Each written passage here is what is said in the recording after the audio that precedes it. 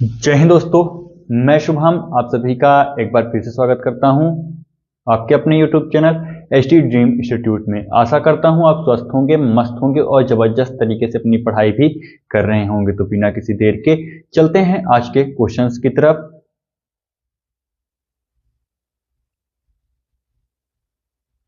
आ जाइए देख लेते हैं फर्स्ट वाले क्वेश्चन को। तो फर्स्ट वाला हमारा क्वेश्चन क्या कहता है, किसी स्वच्छ जल वाले तालाब की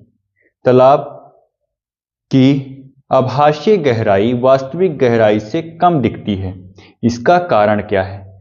फटाफट से बता दीजिएगा इसका कारण क्या रहने वाला है। ठीक है, जल्दी से बताइएगा कौन सा इसमें से आपका सही जवाब होगा।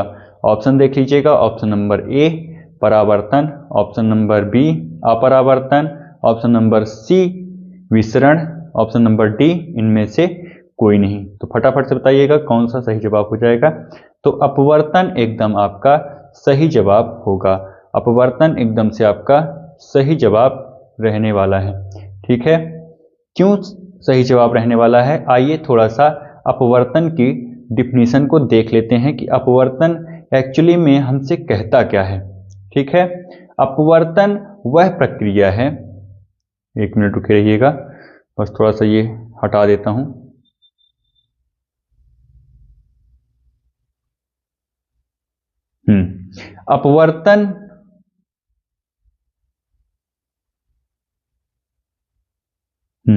अपवर्तन वह प्रक्रिया है जब प्रकाश की किरण एक माध्यम से दूसरे माध्यम पर अपनी दिशा बदलती है। जब एक माध्यम से क्या करती है, जाती है और दूसरे माध्यम से क्या करती है, वापस आ जाती है, उसी को हम क्या बोलते हैं, अपरावर्तन। ठीक है, इसके बाद अब आप कहोगे कि परावर्तन की फिर क्या डिफिनीशन है ना। तो परावर्तन की क्या डिफिनीशन रहने वाली है, जब प्रकाश किसी सतह से क्या करेगा, प्रकाश किसी सतह से टकराकर वापस उसी माध्यम में लौट आए। अगर कहीं से प्रकाश टकराया है, मान लीजिए ऐसे टकराया है, तो ऐसे ही वो वापस जाएगा, वो अपनी दिशा को नहीं बदलेगा, उसे क्या कहेंगे, परावर्तन कहेंगे। ठीक, अपरावर्तन और परावर्तन में आपको समझ में आ गया होगा कि दोनों कैसे हैं। ठीक, चलिए आ जाइए नेक्स्ट क्वेश्चन देख लेते हैं फटाफट से। नेक्स्ट क्वेश्चन नंबर 2, जल की कठोरता किसकी उपस्थिति से होती है? आपको बताना है कि जो जल की कठोरता है वो किसकी उपस्थिति से होती है। इसमें तो आपको ऑप्शन दिख गया, आंसर भी दिख गया, तो आप तो बहुत खुश हो गए, है ना। फिर भी देख लीजिए, कैल्शियम होगा, एल्युमिनियम होगा, या फिर क्लोरीन होगा, मैग्नीशियम बाइकार्बोनेट होगा। जल्दी से बताइएगा कौन सा इसमें से सही जवाब हो जाएगा। तो option number D magnesium bicarbonate इसमें आंसर आपको दिख रहा है, इसलिए आप तो बता दोगे कि आंसर कौन सा होगा, है ना। चलो नेक्स्ट क्वेश्चन की तरफ चलते हैं। अब उससे पहले, जाने से पहले आप ये भी देख लो कि मैग्नीशियम बाइकार्बोनेट का रासायनिक सूत्र क्या होता है। रासायनिक सूत्र क्या होता है, MgHCO3 का होल ट्वाइस, है ना। आ जाइए नेक्स्ट क्वेश्चन देख लेते हैं फटाफट से। नेक्स्ट क्वेश्चन हमारा क्या कहता है, ठीक, नेक्स्ट क्वेश्चन हमारा क्या कहता है, जल्दी से देख लेते हैं फटाफट से। वे अम्ल जिनमें हाइड्रोजन के साथ ऑक्सीजन के अतिरिक्त अन्य अधात्विक तत्व होते हैं, ये कह रहा है भैया कि ऑक्सीजन ना हो बाकी सारे अधात्विक तत्व उसमें होते हैं, वो क्या होता है, वो क्या कहलाता है, सबल अम्ल कहलाता है, दुर्बल अम्ल कहलाता है, या फिर अनोक्सी अम्ल कहलाता है। फटाफट से आप बता दो कि कौन सा इसमें से सही जवाब हो जाएगा। भैया जैसे कि आपको लग ही रहा होगा कि ऑक्सीजन नहीं है उसमें, है ना। ऑक्सीजन किस में नहीं है, अनोक्सी अम्ल में नहीं है, तो ऑप्शन नंबर सी एकदम से आपका सही जवाब हो जाएगा, है ना।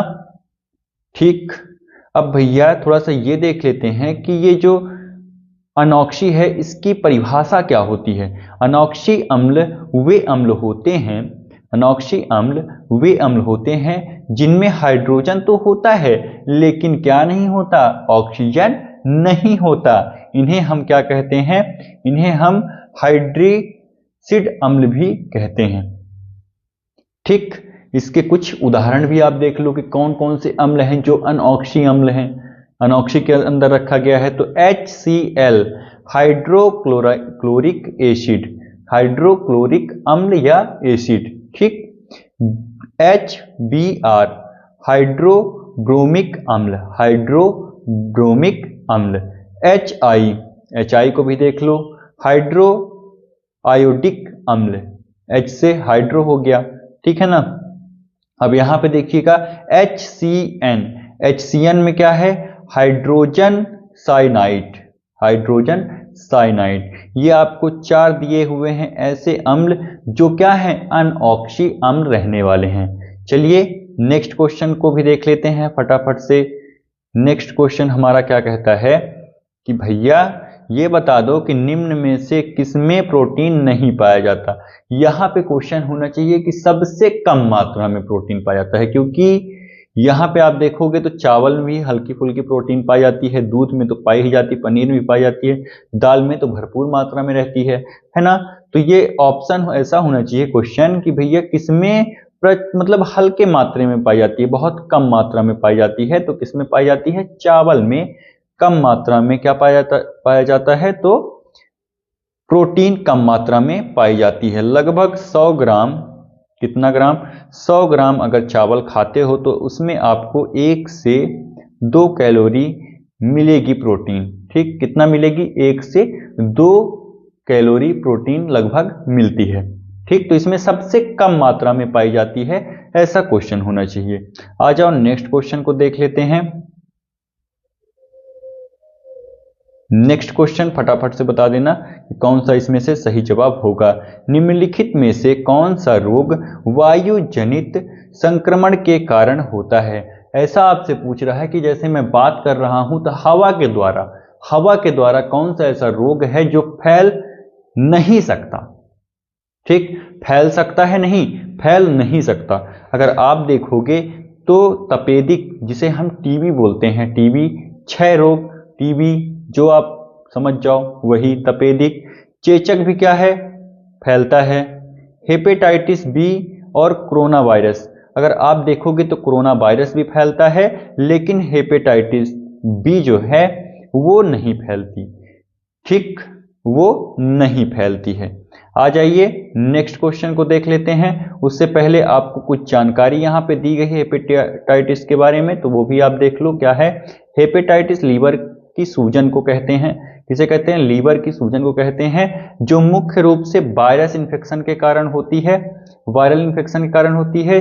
मुख्य जानकारी में अगर आप देखो तो इसके कितने प्रकार होते हैं, 5 प्रकार की होती है। Hepatitis A, hepatitis B, hepatitis C, hepatitis D और हेपेटाइटिस ई, ठीक। कितने प्रकार की होती है, तो 5 प्रकार की होती है। क्यों होती है, क्यों होती है, तो ये होती है उसके वजह से, मान लीजिए कि आप गंदा पानी पी रहे हो, दूषित जल, दूषित खाना, ऐसा कुछ अगर आप कर रहे हो तो क्या होगा, हेपेटाइटिस का खतरा बढ़ जाएगा। आ जाइए नेक्स्ट क्वेश्चन को देख लेते हैं। नेक्स्ट क्वेश्चन थोड़ा सा इसमें गड़बड़ हो रहा है आज, क्योंकि क्लासेस में लिया करता था बोर्ड में, लेकिन आज इसमें पहली बार ट्राई कर रहा हूं। ट्राई क्यों कर रहा हूं, क्योंकि थोड़ा सा पैर में मेरे चोट लग गई है, इसलिए इसमें ट्राई कर रहा हूं बस, है ना।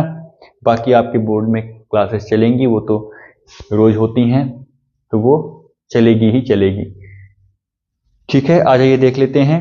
निमोनिया डैश डैश डैश की सूजन के कारण होता है, यकृत के या फिर हाथ की नस के। आगे देख लेते हैं और कौन सा ऑप्शन है। ऑप्शन नंबर सी हृदय के, ऑप्शन नंबर डी फेफड़ा के। जल्दी से बता दीजिए कौन सा इसमें से सही जवाब होगा। तो हृदय एकदम से आपका सही जवाब हो जाएगा, हृदय एकदम से आपका सही जवाब होगा, जो आपने शायद देख लिया है ना, देख लिया ही होगा भैया, बहुत दिमागदार हो आप लोग ना, क्या कर सकते हैं। देखो क्या लिखा हुआ है, निमोनिया फेफड़े से होने वाला एक क्या है, संक्रमण है, जिसे वायुथैली में सूजन और मवाद भर जाता है। वायुथैली में क्या होता है, सूजन और मवाद भर जाता है।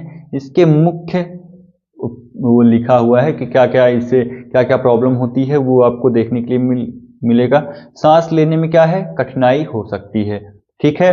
सर दर्द करेगा, बुखार आएगी, यही सारी आपके इसके प्रमुख लक्षण होंगे, ठीक है, जो आपको शुरुआती के दिनों में देखने के लिए मिल सकते हैं। आ जाइए देखो नेक्स्ट क्वेश्चन को देखते हैं। जड़ों की कोशिकाओं में लंबे रोमन जैसे भाग को क्या कहा जाता है? तो हेयर रूट कहते हैं, रूट बिल्ली कहते हैं, या फिर रूट नेलस कहते हैं, या फिर इनमें से कोई नहीं। तो फटाफट से बता दीजिएगा। थोड़ा सा कुछ लोग तो आंसर भी देख लिए होंगे। क्या है कि आज थोड़ा सा प्रॉब्लम हो ही रही है, आंसर आप देख पा रहे होंगे, है ना। ये तो मैंने पीडीएफ जो रखी थी आपके टेलीग्राम में डालने के लिए, वही पीडीएफ लेकर के चला आया, तो इसलिए आपको देखने के लिए आंसर मिल रहा होगा। लेकिन नेक्स्ट टाइम से मैं करूंगा कि आपको आंसर देखने के लिए बिल्कुल भी नहीं मिलेगा। फिर मैं जब आपके लिए दूसरी पीडीएफ तैयार करूंगा जो टेलीग्राम में डालूंगा, वो टेलीग्राम वाली आज मैं पीडीएफ क्या करा, उठा करके लेके चला आया हूं। इसलिए बढ़िया से आप क्या कर पा रहे हो, नकल कर पा रहे हो, है ना। बढ़िया से क्या कर रहे हो, नकल कर पा रहे हो। कर लो नकल बेटा। देखो जल्दी से बता देना कौन सा सही हो जाए, जवाब हो जाएगा। ऑप्शन नंबर ए एकदम से आपका सही जवाब हो जाएगा, रूट हेयर, है ना। अगर हम देखते हैं कि इसमें क्या है, जड़ों में लंबे रोमे जैसा, आप देखोगे कि जब मान लीजिए यहाँ पे कोई एक पेड़ है ना, यहाँ पे उसके जड़ है, तो ये वाली मेन जड़ हो जाएगी। यहाँ पे क्या होता है, छोटी छोटी जड़ें रहती हैं, ऐसे रोमे की आकार की होती हैं, तो इसे ही हम लोग क्या बोलते हैं, रोम या रूट हेयर। क्या बोलते हैं, रूट हेयर। बाल जैसी संरचना है, इसलिए क्या बोल देते हैं, रूट हेयर बोल देते हैं। नीचे देखोगे, उखाड़ कर कभी देखना, उसको चेक करना, है ना, तो रहता है ना, ठीक है। और जो ये मोटी वाली जड़ रहती है, इसको क्या बोलते हैं, मुख्य भाग बोलते हैं, या मूल जड़ बोलते हैं, ठीक है, याद रहेगा। आ जाओ नेक्स्ट क्वेश्चन देख लेते हैं। तो नेक्स्ट क्वेश्चन हमारा क्या कहता है कि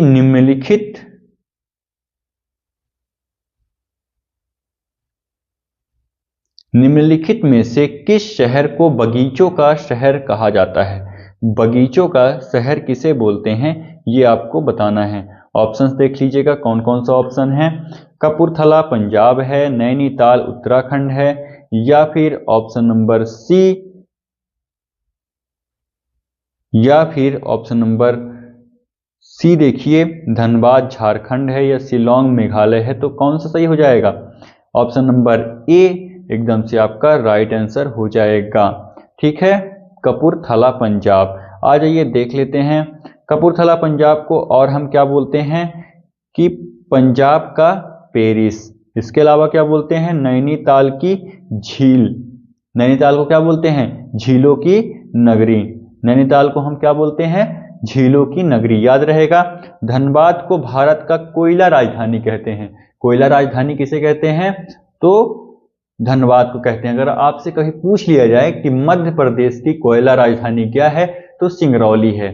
क्या है, सिंगरौली, ठीक। शिलोंग को स्कॉटलैंड ऑफ द ईस्ट कहा जाता है। शिलोंग को क्या बोलते हैं हम लोग, स्कॉटलैंड ऑफ द ईस्ट, ठीक। चलो नेक्स्ट क्वेश्चन को देख लेते हैं फटाफट से। क्वेश्चन नंबर 9 हमारा क्या कहता है, रेगुलेटिंग एक्ट से संबंधित ये क्वेश्चन रहने वाला है। रेगुलेटिंग एक्ट से संबंधित ये क्वेश्चन रहने वाला है। निम्नलिखित में से किस वर्ष रेगुलेटिंग एक्ट आया था?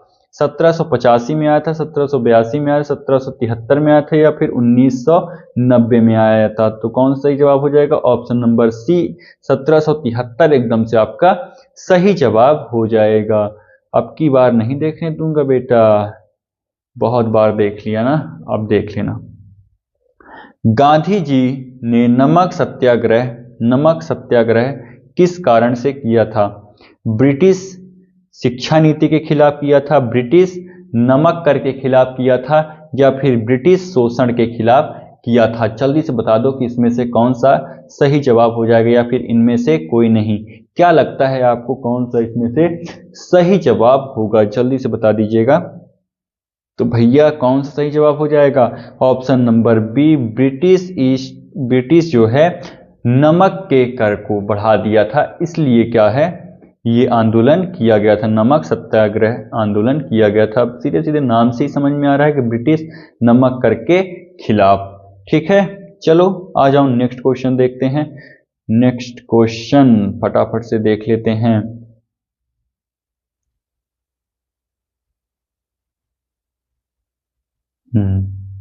आ जाओ देखते हैं।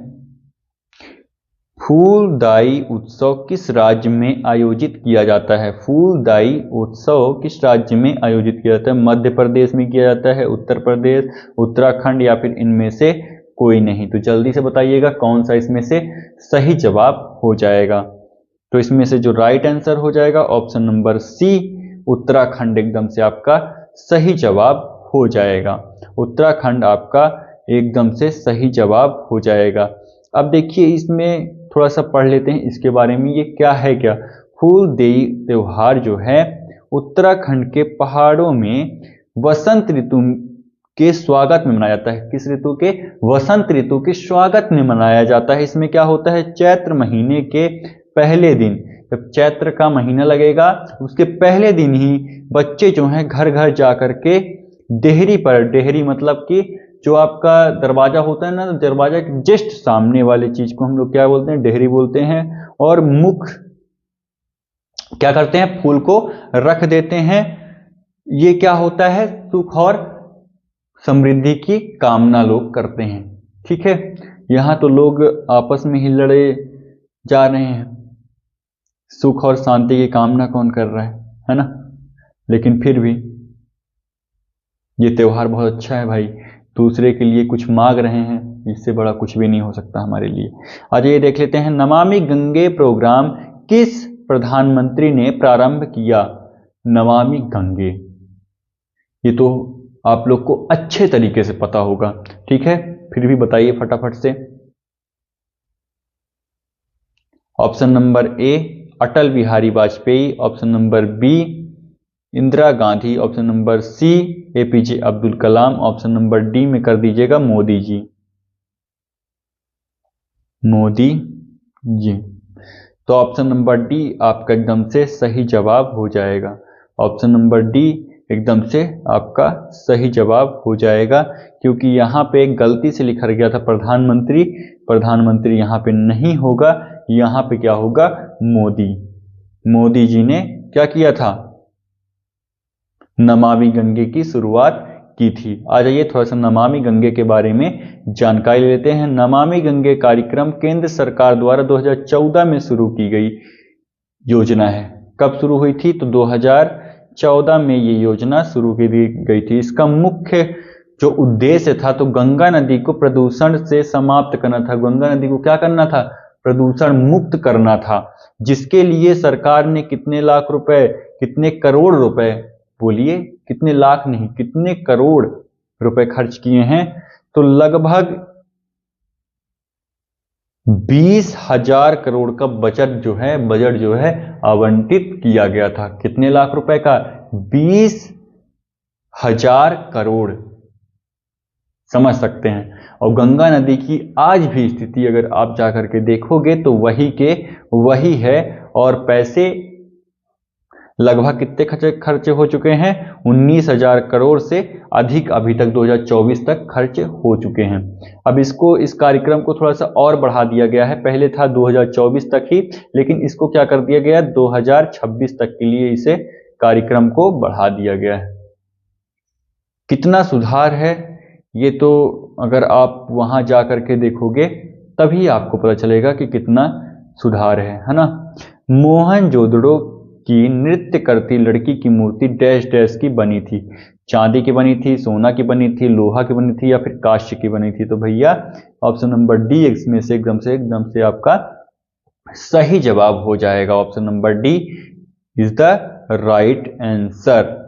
अब आ जाइए थोड़ा सा मोहनजोदड़ो के बारे में पढ़ लेते हैं। मोहनजोदड़ो सिंध घाटी सभ्यता का सबसे बड़ा और महत्वपूर्ण प्राचीन शहर था, जो वर्तमान पाकिस्तान के सिंध में स्थित है। अभी वर्तमान में ये अपने भारत में नहीं है, ये पाकिस्तान के कहां पे है, सिंध में रहने वाला है। ठीक है, ये जो आज का लास्ट क्वेश्चन था, आज के क्लास का लास्ट प्रश्न था। आप बताइएगा कि आपने अगर 13 क्वेश्चन आपसे पूछा गया तो आपने कितने क्वेश्चन सही किए हैं। अगर आपने 10 क्वेश्चन सही किए हैं इसका मतलब आपकी पढ़ाई ठीक ठाक चल रही है, लेकिन और ज़्यादा मेहनत करने की आपको ज़रूरत है। अगर आपने 5 या 6 क्वेश्चन ज़्यादा सॉल्व कर पाए हैं इसका मतलब आपकी पढ़ाई एकदम बेकार है, आपको और ज़्यादा पढ़ने की ज़रूरत है। बेकार नहीं कह सकते किसी को, लेकिन हाँ पढ़ाई करने की आवश्यकता आपको बहुत ज़्यादा है। ठीक, चलिए मिलते हैं नेक्स्ट क्लास में, तब तक के लिए जय हिंद जय